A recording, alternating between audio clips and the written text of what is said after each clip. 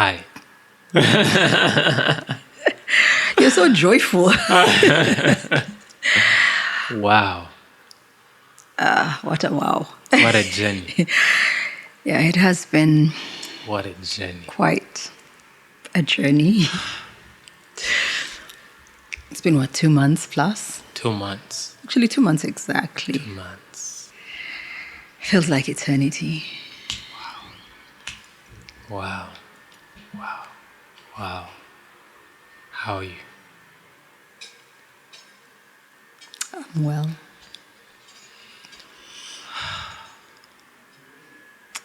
Sounds like a breath of fresh air, doesn't it? See what the Lord has done. Can't you see what the Lord has done? What we waited for has come to pass. See what the Lord has done. See what the Lord has done. Can't you see what the Lord has done? What we waited for has come to pass. See what the Lord has done. I remember the day trying to get that light for the podcast. I remember the day trying to get the curtains. I remember this morning trying to get the memory card. And now we are live again. Glory to God. Glory to God. With no one manning the cameras, but the angels. So appropriately said. Mubyonna abadde mukama throughout the entire journey. It reminds me of the It's been song God. I told you I was God. listening to by Judith Babirye before we traveled. Luno olugendo luwanvu lwe nnina tambula ku nsi eno ssebo nkwegayirira Mukama otambule nange. Luno olugendo luwanvu lulimu n'engule unkumuze nnina okufuna saba Mukama ompa amaanyi ku lugendo lwange. Luno olugendo luwanvu lwe nnina otambula mu nsi eno ssebo nkwegayirira Mukama otambule nange. Luno olugendo luwanvu lulimu n'engule unkumuze nnina okufuna saba Mukama ompa amaanyi. It's been God. How are you? I'm amazed. I'm overwhelmed. I honestly didn't know what to expect coming back. Do you need the tissue? The one thing I was certain of was I didn't even put the tissue here because I was like, I'm not crying anymore, I'm done. And then suddenly I'm overwhelmed. I'm just, thank you. I'm amazed. I'm amazed at how much God can do, will do when you totally put your trust in Him, when you come to the end of yourself and you hand over everything to Him and you patiently, diligently walk with Him and trust Him along every step of the way. And I think there's so much power in getting to that place because then you come to the realization that even the things that you thought were about you were never really about you. It was God. And what that does for one's faith is amazing. It's It's amazing. You realize how you are. I don't want to use the word incompetent in yourself, but I think it's the simplest word I can think of now. Outside of him, you have nothing. You can do nothing. And you're nothing without him. But also that you can do all things in him, through Christ who gives you strength, wisdom, enlightenment, even the things that seem so complex. Yeah. As I look back on our 2-month, call it a sabbatical journey, I mean, there were times you'd put your mind to getting certain things done, and I'm like, I didn't want to waver in unbelief. I was like, God, how is this going to work? Yes. And then you'd keep making progress, and I'd be like, yeah, no, mukama. Yeah.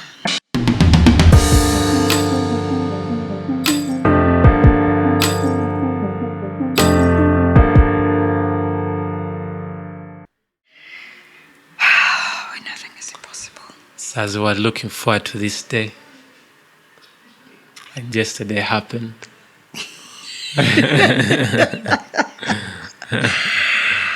I was like, devil, you're a liar. I think it wasn't just yesterday. It's been... And I think yesterday stood out because it's having set ourselves for the shoot today. Yeah. The resumption of the shoot.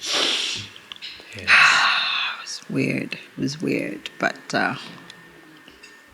in all things, God prevails. What happened yesterday? Which part of yesterday? The parts that could have... could have set us on an interesting collision course. Yes. I know it started at the dining table. Started at the dining table, and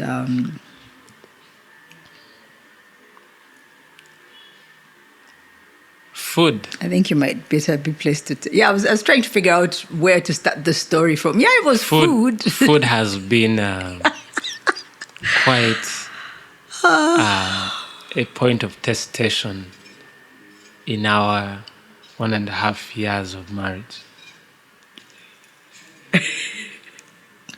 And we've tried to speak about it, I think, twice.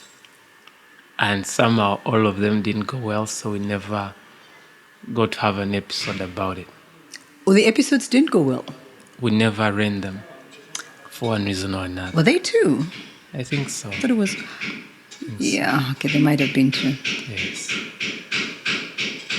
They might have been too. Yes. And yes.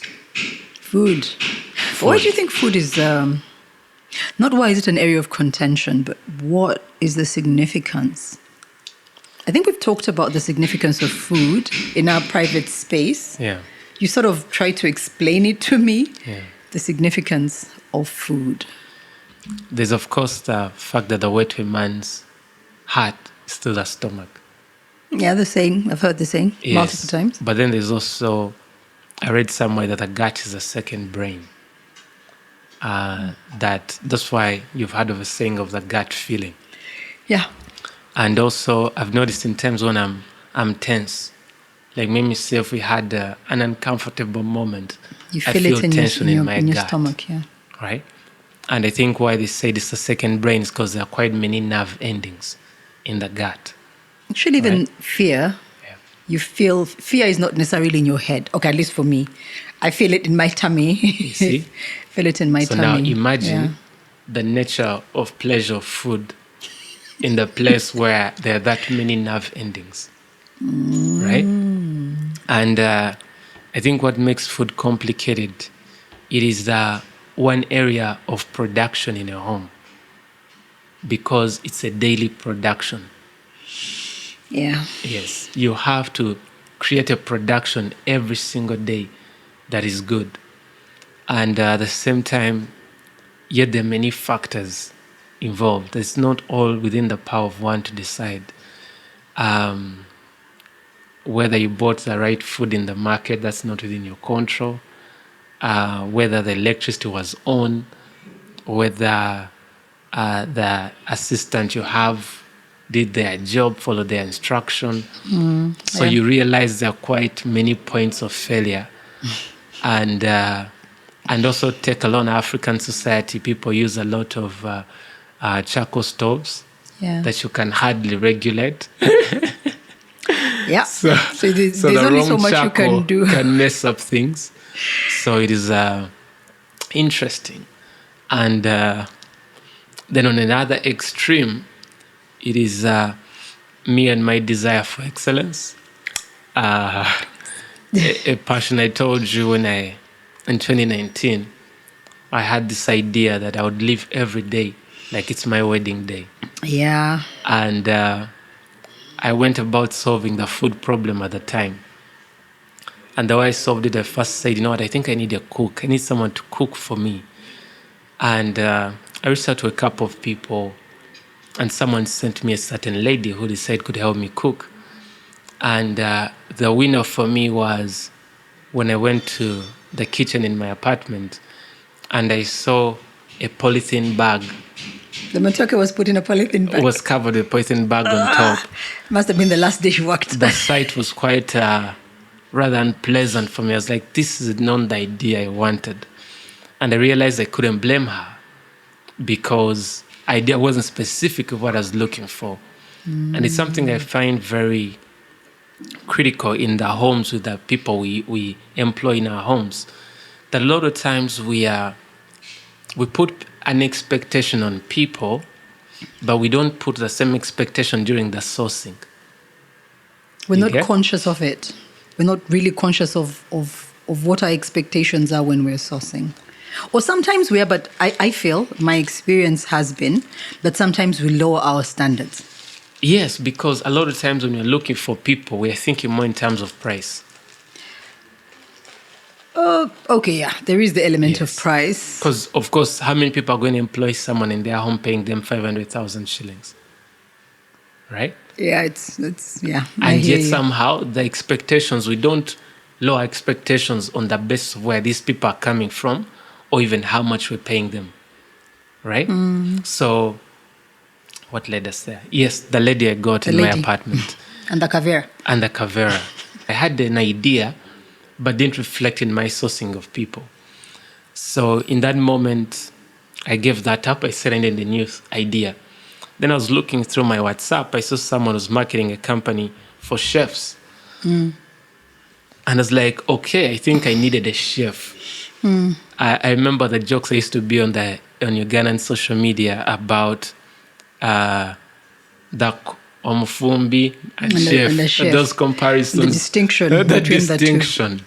And around that time, actually, I got to meditate about the difference between a cook and a chef. And the way I found the distinction was the cook is just doing a task. The chef is supposed to have a more creative element, right? Where they're thinking about the job they're doing and making sure they have a great outcome. So, yeah, but then I got a certain man from that company. I got a couple of chefs from that company. There was something still falling short. Some people would do steak and the steak was rather dry. Some people had certain sauces that were a bit off. There's something that always off, but I kept at it solving the problem. And then this one time, I'm at Serena Hotel. I'm like, wait, what if I got a chef at Serena Hotel to come and mentor my guy at home? And I reached out to someone at Serena and they connected me to a chef. And I asked him to come over. So I told him to come up with sort of a timetable, not a timetable, a menu. A menu for the different days. And to also take through this chef of mine through the different meals so that when he leaves, he can be able to continue in that pattern. And it actually worked. And he managed to replicate the meals he had been taught. And there was a bit, it wasn't to the level of the Serena chef, but at least it was still better than when it was before, right? And I enjoyed some good time with certain foods. So I come to my marriage, And I'm feeling, you know what, let's pursue that excellence thing. Let's get this food thing to the same par Same level. level. Right? Yeah, but what is your perspective on this food journey? I think before I get to my perspective on the food journey, one of the things that I found quite commendable is the fact that when you had your last chef who was falling short, you didn't necessarily choose to let him go and find someone else. You actually found someone slightly more competent or with more experience, the gentleman from Serena, to actually come and train him and sort of bring him to the level that you desired, which is a commendable thing to have done, but also it speaks of your solution-oriented nature. Yeah.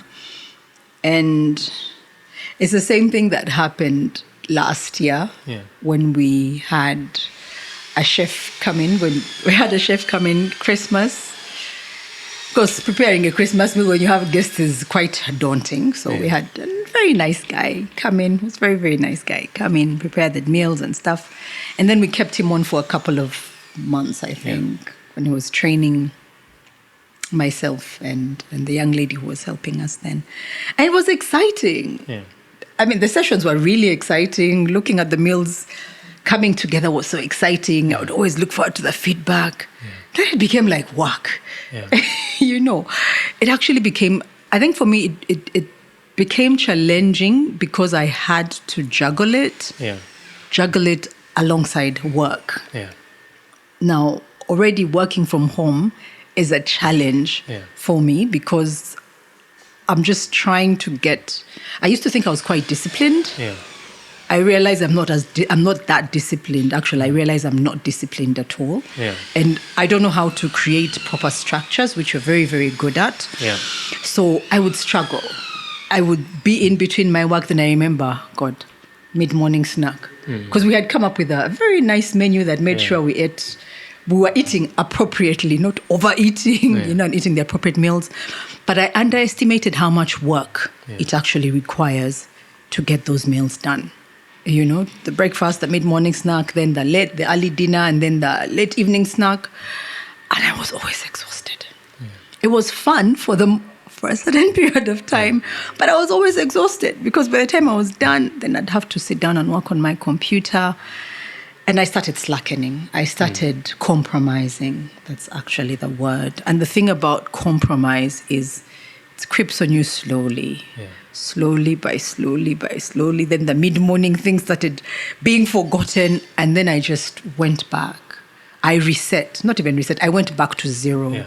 Now trying to find my way has been really difficult. And of course, I think one of the things that didn't help, but helped minimize the stress and the arguments, is the fact that you sort of became resigned. Now, when you became resigned and there were no complaints coming in, I got set in my compromise. But I understood why you became resigned because it was very, very uncomfortable. Actually, half the time I'd come to the table, like if I knew I had cooked something, because you can tell when what you've cooked is below standard. Fumba, the Uganda. Yes, it's our fumba. Omulita chimanya. So sometimes I'd come to the table and I'd like just sit and I'm like, I'm waiting for him to make a comment. And then you go off. And then you go off. And then I go off because, of course, I'm waiting. So even the slightest intimation, even a question that's innocent, I'll just go off.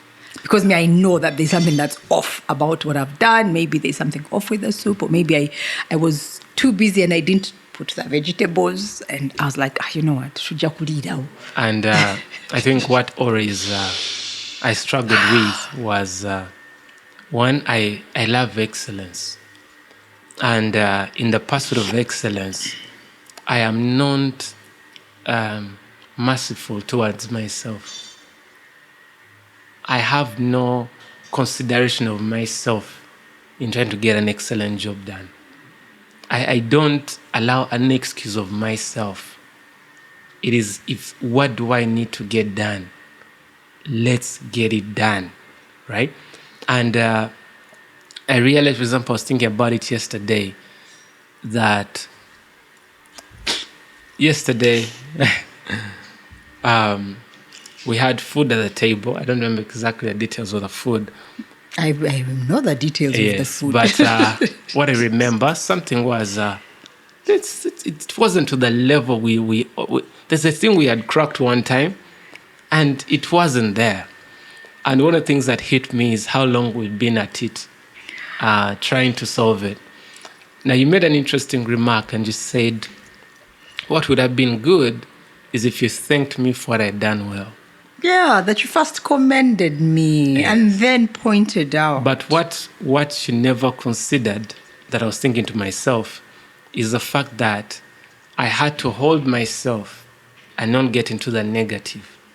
But even holding myself is to be able to suggest ways of doing better. I don't know why my school of thought is don't tell people that they did something bad. Just help people find solutions to make things better. True. Yes. But if you start with, if there's anything even remotely positive about what they've done, and in this particular case, the positive aspect was, because cards on the table, chapatis. Yeah. Cards on the table, chapatis. Yeah. I came to this chapati journey. I grew up in a home when my mom would make amazing chapatis. Yeah. Amazing chapatis, by the way. Yeah. But as a child growing up, I really didn't like to cook. Yeah. I was around the kitchen, past the salt, past the Royco, past this, past that. But I really didn't like to cook. Yeah. I really, really didn't like to cook. And even as an adult living on my own, I would cook when I wanted to cook. If I didn't feel like cooking, it was commonplace for me to have a cup of tea and bread or whatever it is, right? It's only when I was really hungry that I would actually cook. Yeah. But I do appreciate really good food. I know when there's good food. So I knew where I used to go and visit to eat good food. So when we got onto the cooking journey, cooking excellence journey, I did the chapatis. The chef helped me learn how to do the chapatis. And on day one, I was shocked. I was elated. I was so excited. And then a few days in, the chapatis were okay. I figured rotis were easier to make than chapatis because I think because of the wheat, the flour that is used, the atta flour that is used, they're easier to make than chapatis. They don't require a lot of science. I tried to do the rotis, but for some reason, they were an acquired taste for you. So we dismissed those painfully. And then we went on a course where suddenly the chapatis were always hard. And I couldn't figure out what was wrong. I was doing the right measurements. I was using the right temperature in fact, I even added milk instead of water. I had trained the young lady in our home, and she had done them right the first time. And then all of a sudden, the chapatis were consistently not up to par. So I'd actually gotten to a point where I'd wanted to give up on chapatis, but I couldn't quite give up on chapatis because we like chapatis. I think you like chapatis. The scary part yesterday where we talked about pattern, when we saw the same thing with matoke. With matoke. Right? Yeah, but before you go into the matoke thing, so I wake up yesterday morning and I'm like, I need to try these chapatis again and go back to the basics. So I get online, I get a Kenyan guy, Kikuyu chef. I'm like, this is actually what I was doing. Follow the order, make the chapatis. And they were definitely better than before. Yeah. You know, they didn't get hard after they turned like cold. They were tearing the way they should, but they were not like the first chapatis I made. So I come to the table so excited, waiting to get my flowers on at least the chapatis have progressed. Yeah. No compliment at all. And in my mind, I was like, what would have been nice? I knew they were not the way they were before, what we had eaten before. And I'm like, at least start from, there's a bit of an improvement, then go into the whatever. That doesn't happen. And I'd spent a lot of time in the kitchen. But you see... So, of course, I felt so deflated. I'm like, but my husband really... What you're talking about is something actually... I was terrible with women growing up. And one of the light bulb moments was one that actually felt was a bit unholy. When you were growing up or yesterday? No, when I was growing up. Coming to knowledge of women. But there's this idea that women baagala okubalimba. Is that what? That's how. Yes, I actually had a man make that known to me. And it was quite fascinating to consider. And I realized a woman can come to you and she's done some hairstyle, right? And the hairstyle she's done, you're like, really, I wish you asked me, showed me a photo before you did it, and then you asked for my feedback. And then you know the hairstyle is off. But if they are told that the hairstyle is bad, she'll be disappointed, right? And she'll feel terrible. And then you're like, I should tell her. And then that's when along the way, when I was trying to forgive a side of me, trying to engage with women, I realized when you flatter women, they actually give you more engagement, right? And I think sometimes even women, even though they know even what you're saying is not true, I think it just creates an unpleasantness in them. I think there are certain butterflies that start flying around. And I've always been conflicted, right? Is that place of, on my part, one of the things I like is continuous improvement, right? For me, my part is like, what can I do better, right? But I realized someone gave me feedback. My mind is the way I'm too caught up into the rational side of things, and I may fall short in the empathy side of things. That's true. Right? And the difference is when I engage the empathy side of it, then you won't hear the rational side of me. Right? So it's like someone getting a side of Felix that is partial. You get? I somehow do not know. This is amazing. I just remember the dream you told me you had last night of where I could split myself into two people. Right? And it seems I can't be the empathetic me without being the rational me. And it takes a lot of effort for me to balance those two people at the same time. So you have to be one or the other at any given time. Right? Now, what ends up happening when the rational me, which is actually the part where I'm most comfortable. Yeah, that's the natural you. Yes. Because I like solving problems, I like figuring out things, right? Now, if that side of me is the one that makes my sweetheart sad, then either I have to be uncomfortable for her peace, or you see? But that's not sustainable for you because then you're not, first of all, you're not helping me much. Thank you. You're not helping me much. And you're not being real with yourself. Which is actually what happened when I decided to stop commenting about food. But you know what's interesting when you stopped commenting about the food? While I may not necessarily have improved, I used to feel bad because I knew that you just had chosen to make peace with it. And I knew that it wasn't sustainable, but I felt kind of incapable of helping myself. And I recognized that because you were not commenting about it, then you would not be able to offer solutions. Yeah. Because for you to offer solutions, you need to be able to comment. Yeah. Commenting would make me uncomfortable. Yeah. And I wouldn't feel comfortable when I have just done foie. Yeah. But I sort of made peace with it. Yeah. But I knew it wasn't. I knew it was a matter of time before it explodes. Okay, not really explodes, but it was a matter of time before it comes up again. I knew it wasn't sustainable. And I think even coming back is, even the feedback yesterday for me was, why is this thing taking forever? And you see, and that's the issue I had with yesterday. Yeah. Because for you to say, why is this taking forever? Yes. I didn't mention it. You didn't mention it, but we knew what we were talking about. You said, why is this food?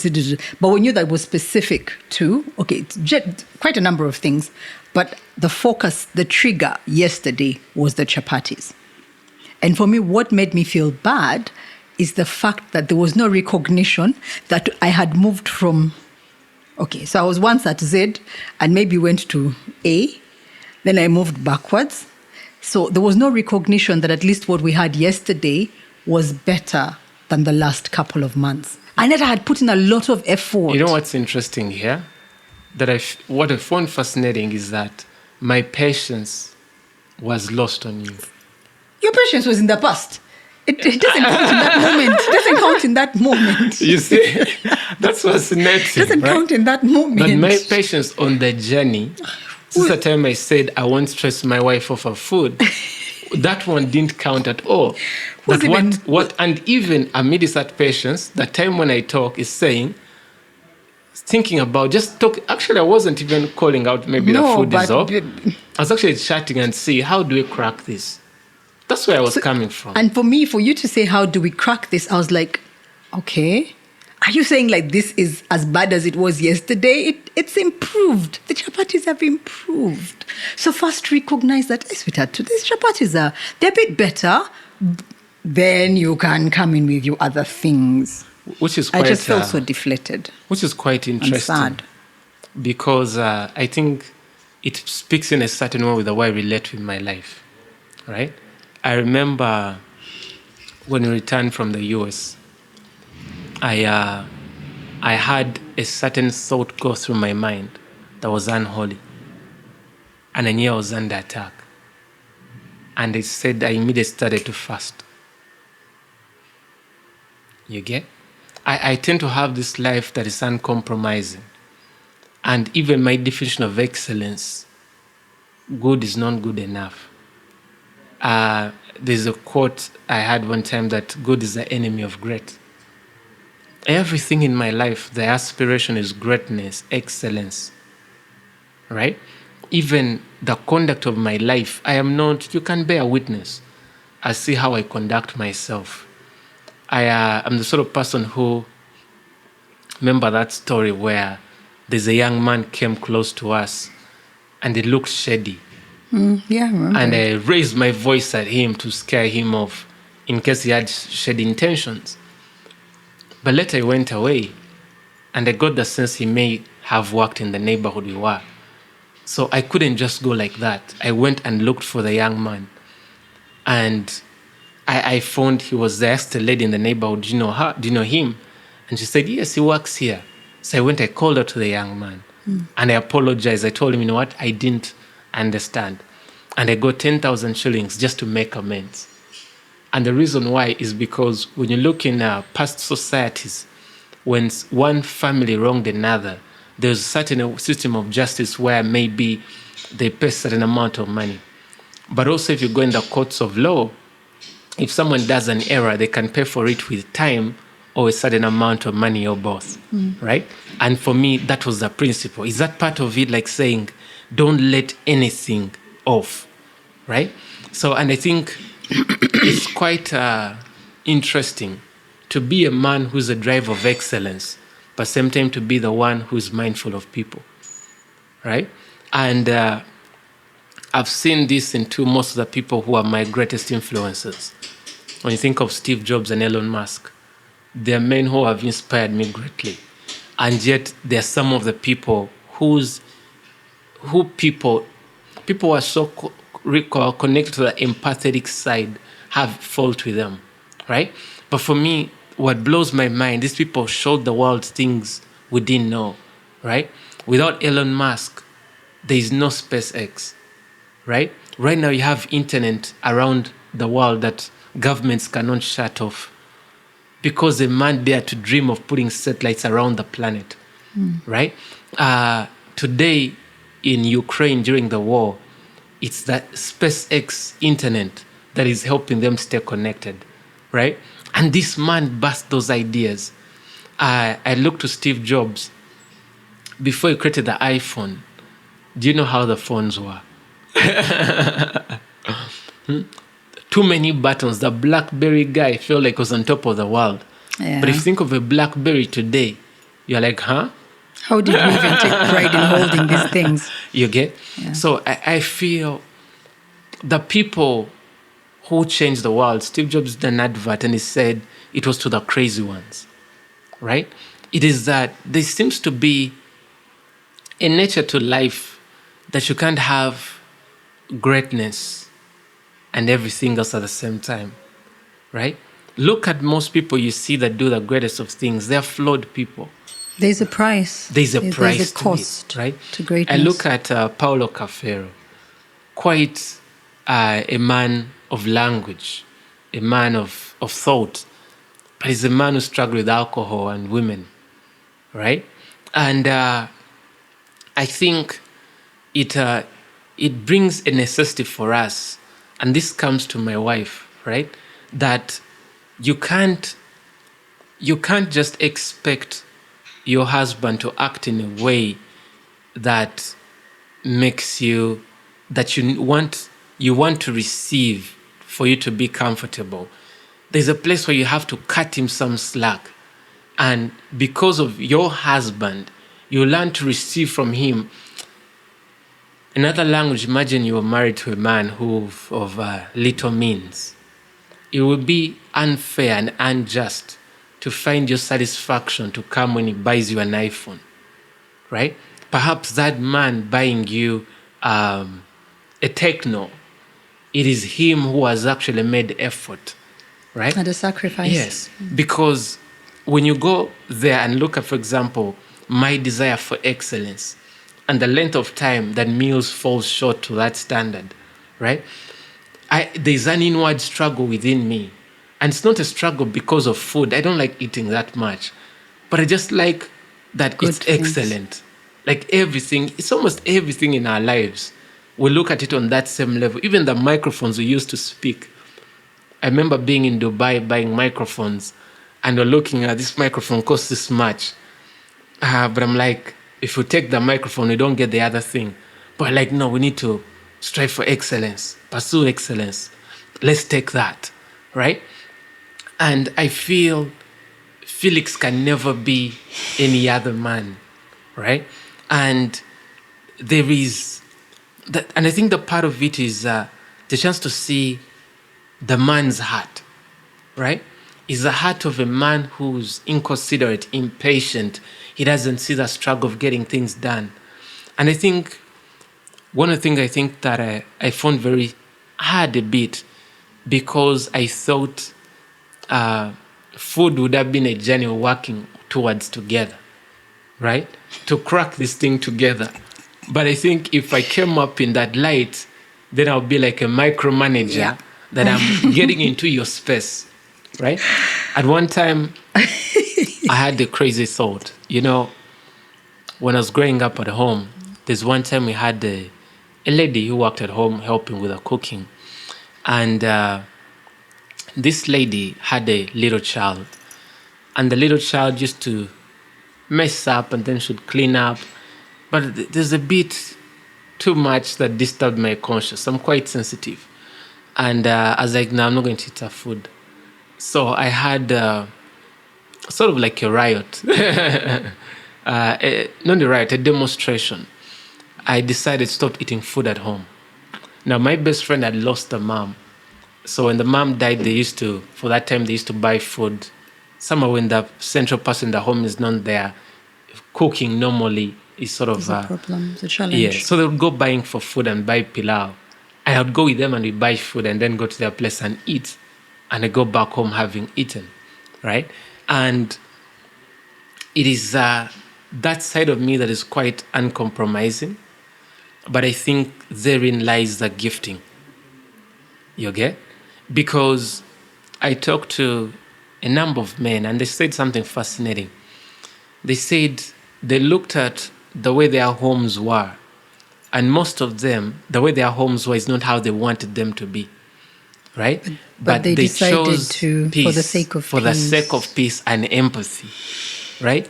So they ended up with a home looking in a way that they didn't really want, but at least it kept their marriages in a good state. But it's not really sustainable. Now, what trade-off would one really want to make? It's not sustainable. I understand. Yeah. It's not sustainable. But there's also something that, when I'm not getting angry about your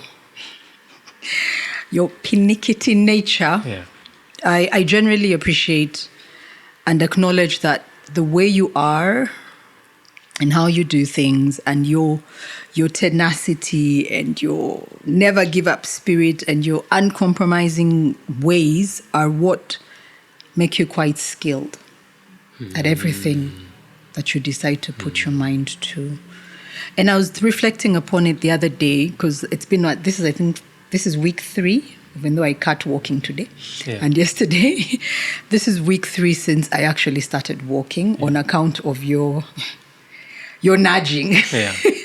I'd always wanted to walk, but I was always looking for excuses not to walk. Yeah. But I'm glad that you got me round to walking, because there was a time when I used to be physically fit. When I used to go to the gym quite a lot. Pre-COVID, I used to go to the gym every morning. COVID, I had excuses not to go to the gym, even though I really didn't have a reason not to go to the gym. Because I had an opportunity to drive there at a certain hour. And then I just stopped working out altogether. And of course, it generally affected how I felt about myself. Not just based on how I look, but also based on how I feel. Walking was a problem, and by any standard, I'm not fat. I'm not big, but I was feeling very unhealthy. So when you got me back on course to walking daily, and I think at some point in between there, I reduced the number of laps that I walk. And I remember you said something to me. You said, if you start reducing, I don't remember how exactly, but the idea was, if you start cutting back, you're even going to find it difficult to do what you were able to do before. And that's what compromise actually does. But also it means that you will not be skilled. And when I look back at my life, there's so many patterns where I have started things and they sort of get difficult and I put them on the side and they don't happen. And then the reason why that came back to me is, I think it was yesterday when I was cooking. You know, like how a scripture pops up in your head? And I think it was the scripture on, show me a man that is skilled in his craft. Diligent in his craft. And will stand before kings. He will stand before kings. Now, other versions actually say, and he will stand before men of means. So I was like, okay, what diligence means, even when things get tough, you don't stop. Diligence means even when you get stuck, you figure it out, you find a solution. If you can't find a solution within yourself, ask someone. And I noticed that, honestly, I was like, the one person I know who is so diligent is my husband. He's like so diligent at everything that he does. And for a moment, I was like, God, I want to be like him. But I was like, it comes at a cost. It's so costly, but it's worth it. And it was in that moment that, by the way, I almost gave up on those chapatis, mid-process. I almost gave up on them yesterday. But I was like, you can't give up. Just try. If they don't work today, you're going to try again tomorrow. But of course, tomorrow, here we are recording. I'm like, you're going to try these chapatis. Even if it means you doing them consistently for X number of days until you get them. You don't have to do many, just do a few. Because of course, part of me was thinking, now you're going to be wasting the flour. Because that's how I think sometimes. I'm like, rather than waste. And that's what I did to our daughter as well. The first time she made a cake and it was off, I said, you're wasting the ingredients. And now looking back, I realized that if I had given her a chance to keep trying, she'd probably be a star at making cakes right now. So I realized that sometimes there are certain things, certain thoughts, certain patterns, certain behaviors that make it difficult for us to actually get diligent and improve. And you see, most of the times when I look at things, the reason I pay attention to things is because while you relate with the physical, there's a spiritual behind it. And you may have wondered why the chapatis caught me a certain way. Because what caught me was the pattern. You actually mentioned pattern. Because we had dealt with the same thing with matoke recently. One time we cracked it so well, then the follow-up days, the matoke started to fall off. And you see, one of the marks of excellence, I was thinking about what is excellence one time. And I realized that excellence is not about just doing something well one time. It's doing something well consistently. And consistency is the mark, the distinction of excellence, is in consistency. Now, when I saw in two things, I'm like, there's a spirit here. You get, there's a pattern here.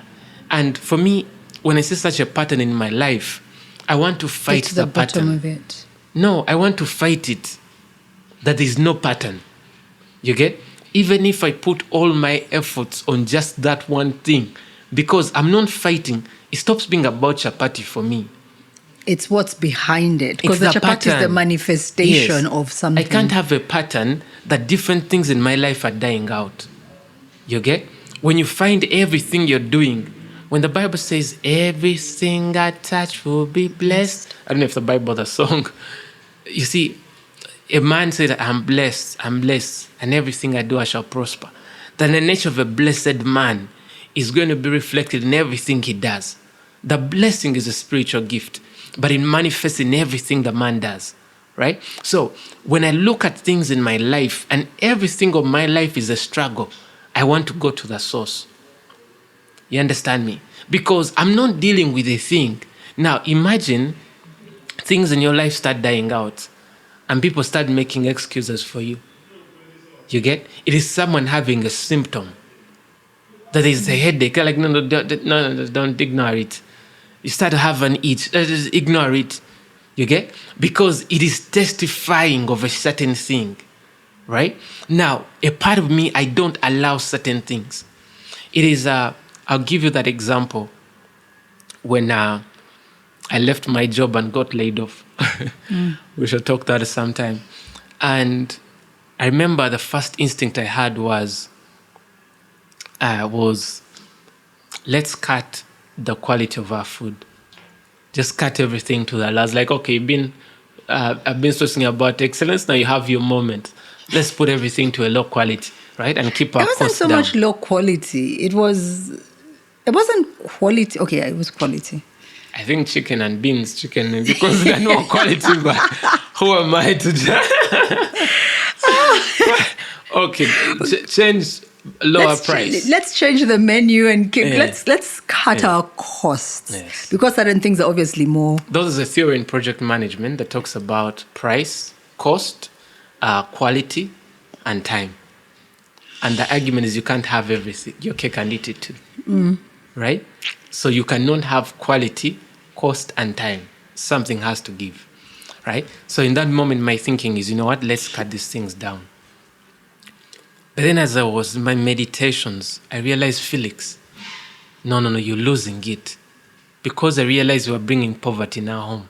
The spirit of poverty. Yes. Yeah. But it was manifesting in our actions. You see? This is fascinating. We often think about the spirit that creates later manifests, right? But we don't see the manifestations that later draw the spirit.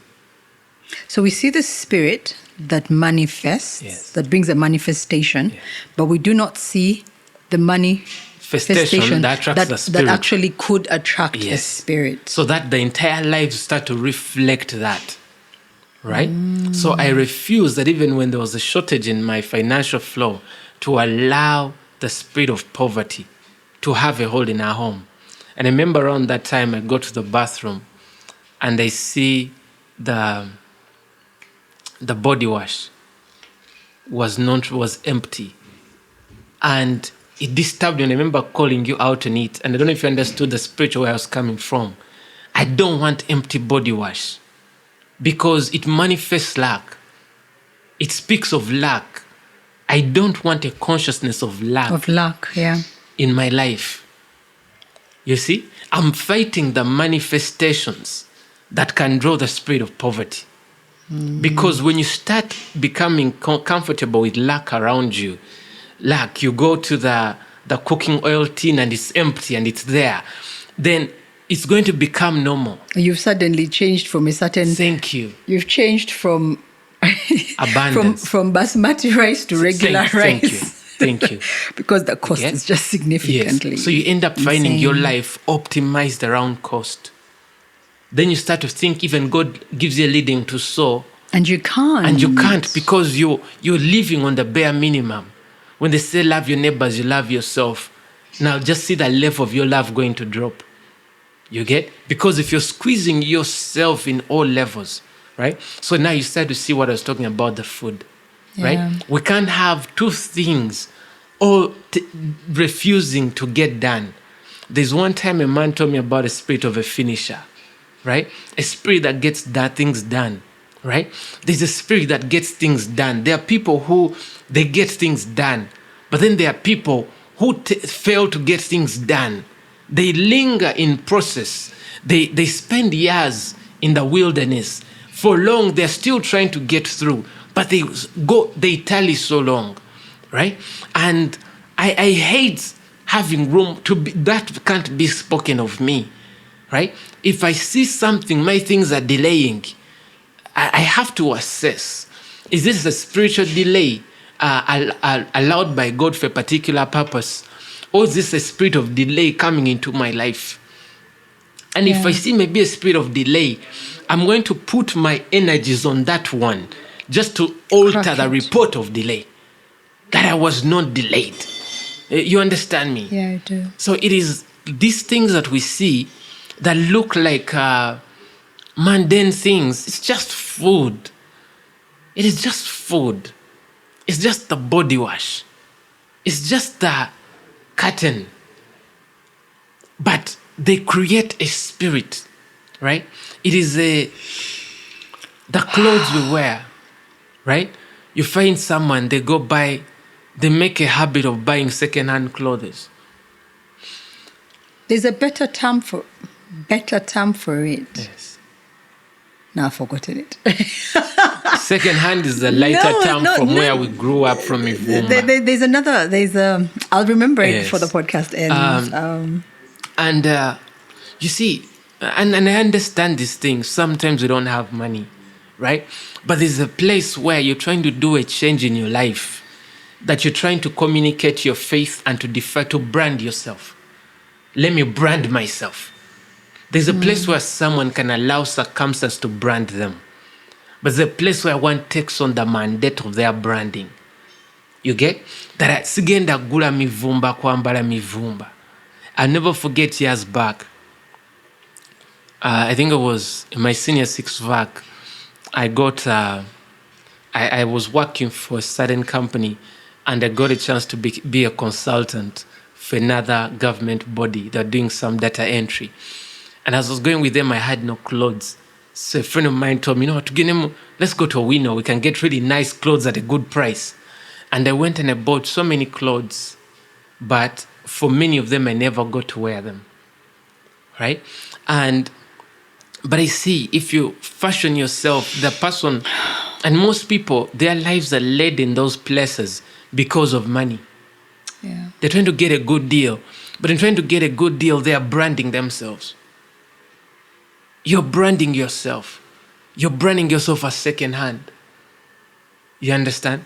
And when you become comfortable with the second-hand clothes, you may not be far-fetched from making peace with a second-hand partner. I stretch it a bit. Yeah, you stretch it. But when you understand the essence of spirit, that you brand yourself a certain way, and the spirit for that brand comes and empowers you, and you become consistent and congruent in your brand. Right? It was the nature of how I went about pursuing excellence, that I pursued excellence in the little things, in my clothes, in this. And the idea was that spirit of excellence may become me, may define me, that everything I do will be excellent. You get?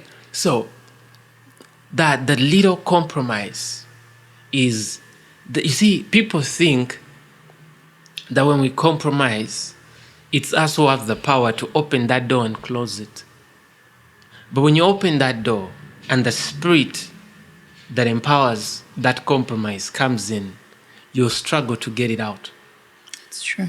You get? Because while you may open a very specific door, yes, I think like you rightly put it, when the spirit comes in, it just permeates everything. Thank you. Pertaining your life. And it reminds me of something I had said, that when people have children, and they're sleeping with each other before getting married, and they have children in that situation, the spirit, that pattern is very likely going to continue in the children. You see? So here it's like a compromise, but you're opening a door to a generational thing. And it brings me to something else. I had a man, but I was going to use an example and I found something off. But there is a pattern where a man is the first in his family to break a certain pattern. Right?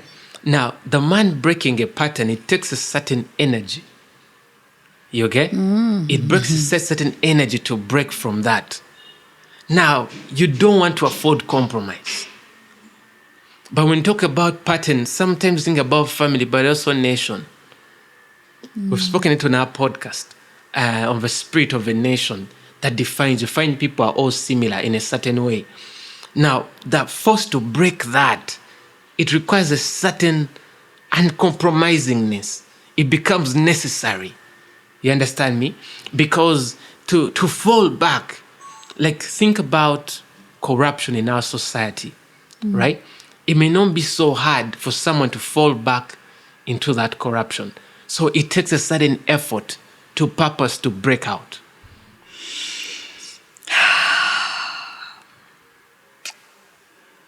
You speak quite passionately, which is a good thing. Which speaks of the spirit. Speaks of the spirit. Yes. You sound very, emphatic. And I think there's a part, I think I take a responsibility on the children who are going to come out of my line. That I represent generations. Yeah. In the year 2400, a line of people can be set on course on account of my conduct. Now, I don't live my life on just a mere basis of comfort. For me, I don't want to stress. It works. What works, works. No. When the Bible says, do everything with all your might as unto the Lord. God, not men. And that's what I think about everything I'm doing. If I was in the kitchen, I'd say I'm preparing a meal for God. That is it. Look at this podcast. Right now we're having a camera messing us up on and off. And but look at that effort that went in trying to make sure everything is aligned. Yeah, that's true. We spend days trying to figure out setting things in proper place to be able to shoot it seamlessly, right? That dedication, because this work I'm doing, it's not yours. It's not about you. Yes, it's true. I'm going to give it my all. That if someone sees this podcast and sees something off, it is not because I compromised or we compromised. It's because that's as far as I could go. But I gave it my all. And that's the thing I feel about life. I sleep better when I feel if things don't go well, but I know I put everything on the table. That's the same way I approach my marriage. I don't allow compromise in me. I don't allow compromise. Even if I'm walking and there's a young woman dressed inappropriately in front of me, I may stop for her to go. Yeah. I don't want anything to even corrupt my eyes. That's the level of which I am. Then you saw the other time when you were trying to stay in bed and not walk. I was tired. Yes. And I told you, sweetheart, get up. Stay to the pattern. And the reason why I was excited about your walking is because you had a manifestation of consistency that could draw the spirit of consistency. Yeah. Remember one time I asked you, where in your life am I consistent? are you consistent? And I couldn't find anything. Honestly, I just couldn't find anything. That if you allow the opening for that spirit, if someone can let a spirit of darkness How in much them, more is spirit of light? yes, go walk in lust for a second, and eventually a spirit of lust will come in you And it will empower you properly. Right? How much more the spirit of excellence? Pursue excellence in the smallest things, and it will go further. Right? And I'm thankful. Amen. I'm thankful. I honestly, like when I started out the walking, at some point, even the little dogs in our compound, the little poodles in our compound were good enough reason for me not to get out of the house because they terrify me. I was like, there's no way I am going back upstairs to say I didn't go walking because the dogs are nicely seated in front of the door. But you are right. I mean, sometimes I may not necessarily admit it, but I did recognize that even inside of me, I recognize that if I could get this right, if I could consistently walk, at least there'd be one thing that I'm consistent at, and I would know that it's possible for me to be consistent. And that means I would be able to do the other things consistently, like reading the word, prayer. I have alarms, and the alarms go off, and I just snooze them. And then once in a blue moon, I'll probably go and I'll be like, it's 5 o'clock, it's too early, I'm tired, I slept at midnight. As in, I make excuses. And I honestly think that it is not godly. Yeah. When you think about Christ, Christ could have had a million reasons to not continue with the work that he came to do. Yeah. From the fact that he was not recognized in his home, in his area, the fact that he was rejected by the very people that he came to help. Yeah. He was persecuted. Yeah. If he were flesh, like many of us are, like really flesh, he would have said, you know what, I don't need this. I really, really don't need this. It's not working. I have done my part. I have done my best, and it's not working. He could have given up, but he didn't give up. And there's something that comes to me. He didn't give up. Yeah. When I hold my phone here, there is a greater force pulling it down than keeping it up. Mm-hmm. So everything we do in our lives that takes us higher places, there's more weight pulling it down. You get? So which means it requires more effort to do the higher things. You don't need much effort to walk in lust. No. But you need more effort to walk in purity. Walk upright in purity. And in righteousness. You get? And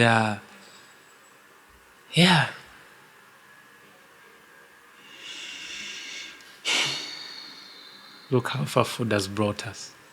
It's interesting. It's very easy to just look at it and think of it as food, which is exactly what I was doing. Yes. It's easier to think of it as food and dismiss it as that. Yeah. But like you rightly remind me every time, life is spiritual. Yeah.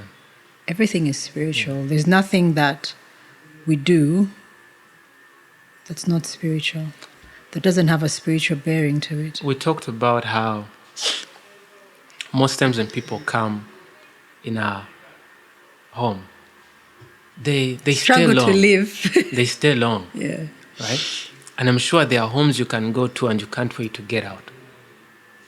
You get? And it's very likely that the effort we put into every detail in our home. Like I know what we went through to get the chairs. I know what we went through to get a coffee table. I know when to go through to get a TV stand. Like it has been a journey. Everything was us trying to pull it off to the best of our ability. Yeah. We never did anything. That's okay. It's what we got. It will fit there. No. everything was intentional. And I have a feeling that intentionality creates a certain atmosphere in that place that people who may come may not even know the intentionality, but they may feel the atmosphere of that place. You see, and what made me love excellence and found that it's a godly thing. I remember reading years back, I think it was a book of Exodus, and somewhere God was instructing Moses on how certain things had to be built, like the Ark of the Covenant, I think, or the tabernacle. And he told him, there are these men in whom I put a spirit of excellence. That for me blew my mind. That why did God go through the effort of putting a spirit of excellence upon these fellows to do his work? Why did God have to be that pedantic? Because he's excellent in himself. So when you see a man pedantic, while to another person may see it as an error in a man, one should actually be glad. I think this is what makes other people uncomfortable. Yeah. Okay, I'll speak about myself, but I think it would generally apply, is the fact that deep down in you, you see what the man has. Yeah. You recognize that you do not have it. Yeah. You desire it. Yeah. So it's almost like it reflects what you do not have in yourself. Yeah. Does that make sense? Yeah. And it's not just uncomfortable. It can sometimes be annoying, especially if you're married to the man. Yeah. You know what I mean? Although what makes sense would be to ask yourself, what is it about this person that makes them like this? Or I desire that, and how can I learn from them? But to get to that point takes a bit of... And there's something else there. You see, when you look at that man, right, you may look at the things the man does. But if you look at the things the man does, you won't be able to replicate what the man has. The thing the man has is bound by the man's aspiration. A man who aspires to be the best version of himself is going to do so many things. Now, for me, because I'm trying to be the best version of myself, if I find someone who does something good that is a bit far from me, I want to find how I can get to it as well. I'll give an example. I remember a friend of mine had a Mercedes-Benz, and I started in Mercedes-Benz, I think it was 2012. And I loved the smell of leather in his Mercedes, seated at the back. Now, I didn't get into a place of how I am I don't have, that's far from me and things like that. But I was like, I need to drive the Benz. And in 2019, 7 years later, I bought a Benz, right? And I had the same experience. You see, and that's where people who engage in witchcraft tend to reside, because they see someone who has something good, and somehow their bitterness takes them to want to destroy them, not to be inspired by them. That's what happened to Cain, because they all had the opportunity to offer something to God. And Abel went out of his way. He said, I'll give the best to my God. Then Cain, I'll give something. And now he gave what he wanted to give. And then each one was rewarded accordingly. Yeah. And now the reward of the brother disturbed his heart and moved him to such bitterness and evil that he killed his brother. Can you imagine? Instead of trying to emulate the brother, because if he actually emulated the brother and started to make better sacrifices as well, he could have received a better reward. Yeah.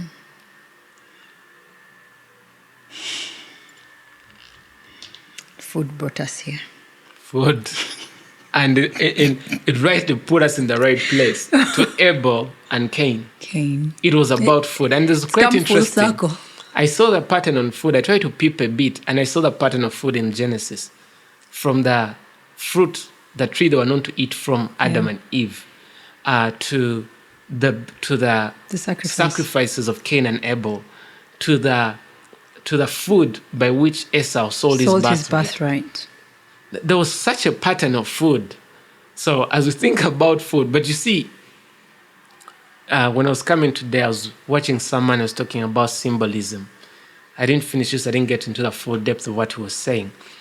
But you see, a lot of times, and I think what we're talking about is these things sometimes are symbols, right? Also the fish and the bread. The fish and the bread, you get? It is the symbols. And the widow who was going to die. You see?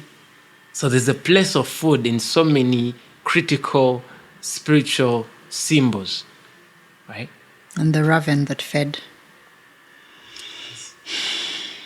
And why I felt I was open talking about food today is because I'm very certain the Baganda came up with a proverb, "Ekisirisa afumba." And the winner for me was, I was talking to my parents, and my dad was there, my mom was there. And I realized the struggle with food is not unique to us, right? Yeah. Because in other forms, it is not maybe the quality of food. It's just that you get? Was a little bit too much salt. Was too much. Yes. As was the case with the pepper in the stew yesterday. Thank you. Pepper was a little bit too much. So, and the difference is, how do women respond in such moments? Yeah. And the Baganda have a saying, it's sirisa afumba, which means most time when women things don't go well, they keep quiet. Right? Sirisa afumba mulita chimanya. Yes. Yeah. So, and when I was talking to my dad, he painted a picture.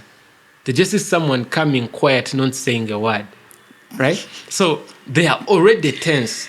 They don't manage expectation, and then they're waiting for you to bite into it, right?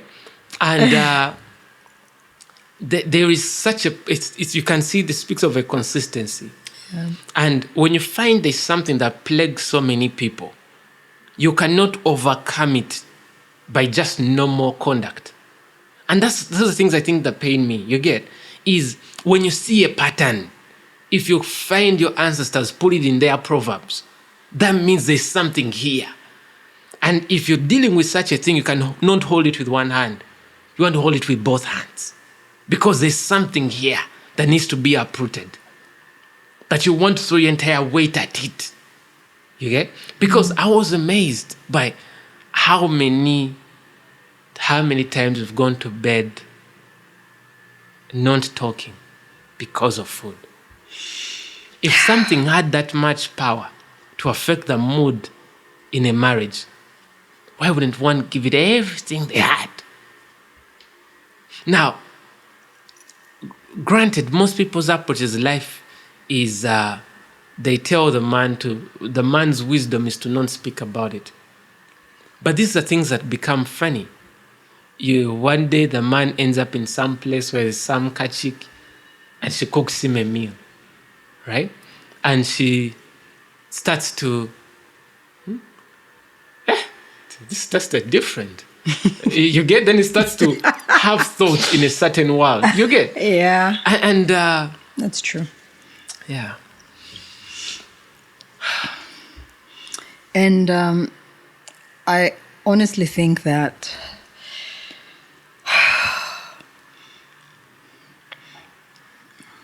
as far as the food situation and compromise around food is concerned, I think I actually planted that seed right from the beginning. Mm-hmm. I planted it right from the beginning. So, and I think one of the comments I made then is, I don't remember if I made it in my head or if sometimes I make it. Just food? Not just food. I think I remember I said that, man, Felix, people fight over more serious things. People fight over promiscuity. People fight over, and we're fighting over food. I miss that they're all compromised. I put it at such a minimal level that I was like, you know what? We're not fighting over like other things that people fight over. So really, if it's food, then clearly my husband has a problem. Yeah. Maybe he'll get over it. Yeah, maybe if I'd given it the attention that it deserved then, but I didn't know better, so. But then we wouldn't have a podcast on food. Okay, but at least now I'm able to appreciate it as it's not just my husband being very picky. Yeah. It's not me thinking, but dude, do you know that there are people who are even going to bed hungry? Yeah. And I think I came into our marriage with that mentality of, really? Yeah. People are going to bed without food and you're complaining about the quality of food? You're complaining about... Should I show you that spirit? Yeah. That spirit was present when the woman poured perfume on Jesus' feet. And they were saying there was and then wastage. Judas started talking about why is the she wasted. wasting it? You're right. So it has a sense of a seemingly a nobleness, but it's not in truth. But it's also rooted in poverty. It's actually rooted in a spirit of poverty.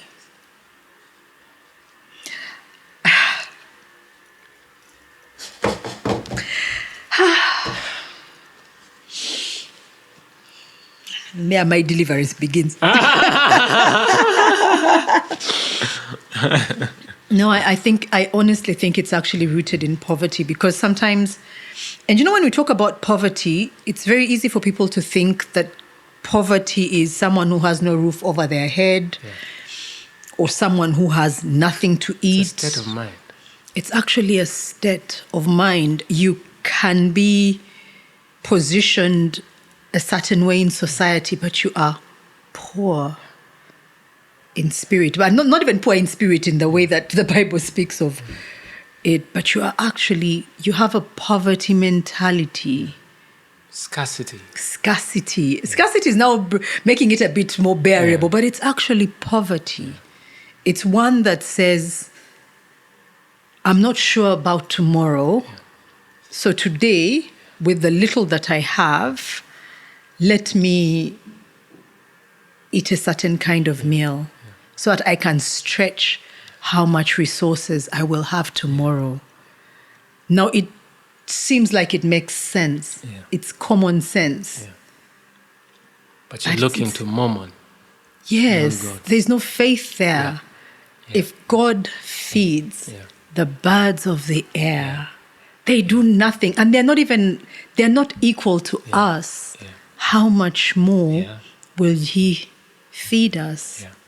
It is the people of Israel, who God gave manna, and they tried to keep it to tomorrow because they were not sure. Will we have it tomorrow? And they wanted their eyes to remain fixed. Let's gather as much as we can and save it for tomorrow. Yeah. It is me with a little money, and someone is in need, and they need help, and I'm thinking, Lord, I only have 1,000,000 shillings to take me through the month. And that 1,000,000 shillings, I'm thinking, I need to shop, I need to do this, and someone just needs 100,000. But I can't let go of the 100,000 because in my mind, the 1,000,000 shillings needs to sustain me throughout a certain period. And I can imagine how God looks at us in those situations. He's thinking, really? Yeah. Even this 1,000,000 shillings or 2,000,000 or whatever the amount of money is, you have it because of me. Yeah. Yes, you worked for it, but it is because of me that you have it. Where is your faith? Where is your faith? Yeah. And I think some of the issues that I've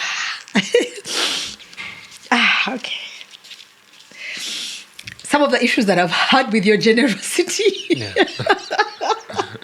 with your excessive generosity, are on account of that. I'm thinking, but Felix, we only have so much. And even the only so much that we have is quite a bit. Yeah. You get.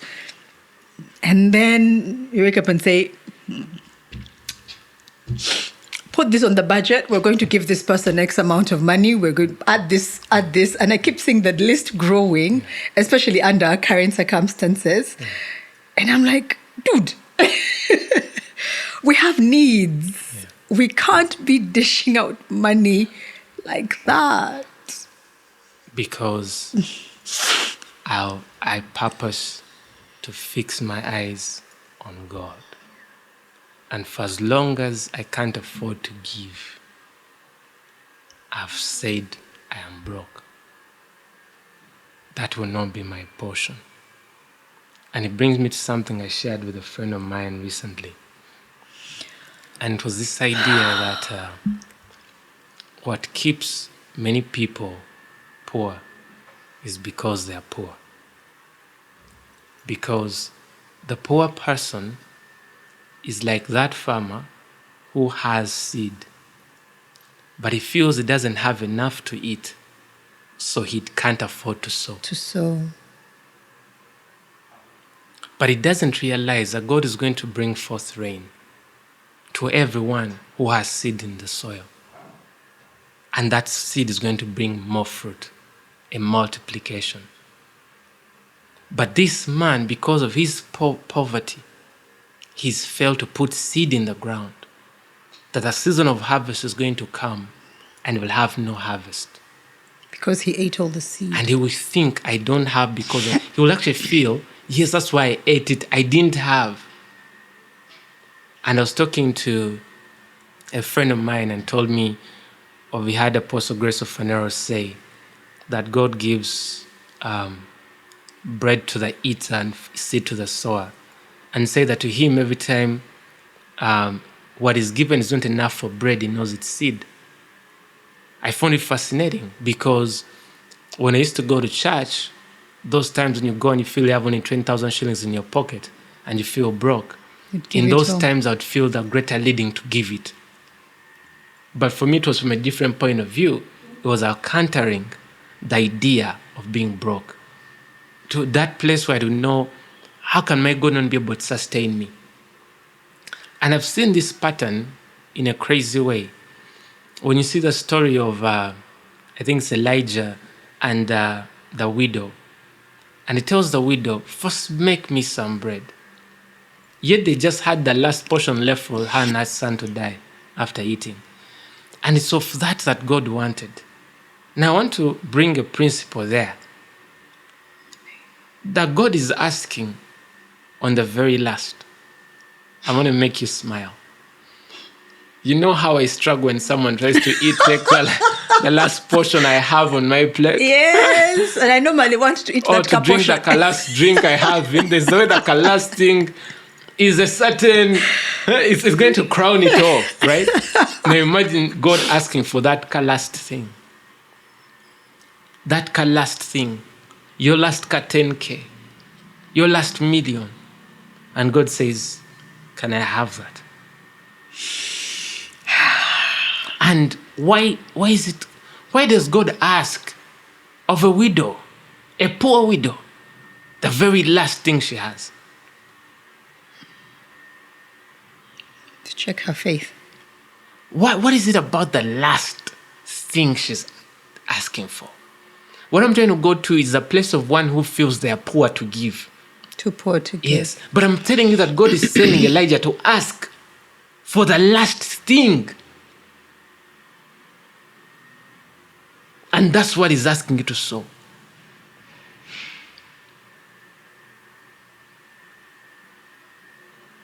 And I feel therein is a place where most people have failed to break through in their lives. I know of a man who always takes out loans to do things, so that when his money comes, pays back the loan, and he never has free money. So when people need money from him, he's not able to give. He often doesn't have, and he can say, "Generally, I don't have." And he's not lying because but he actually doesn't have. I saw a man who built a system that denied him the opportunity of seed.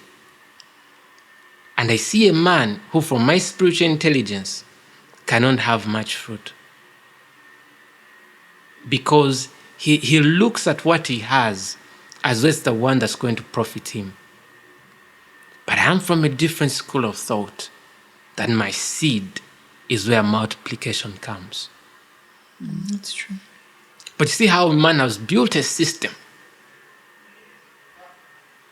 Then you talked about a person who had a budget of giving that does not give beyond a certain budget. I used to be like that. Back in the day, years ago, when I was so crazy about budgeting. And budgeting in itself is not bad. It is actually it's good. It's good financial discipline. And I used to... We have a budget right now.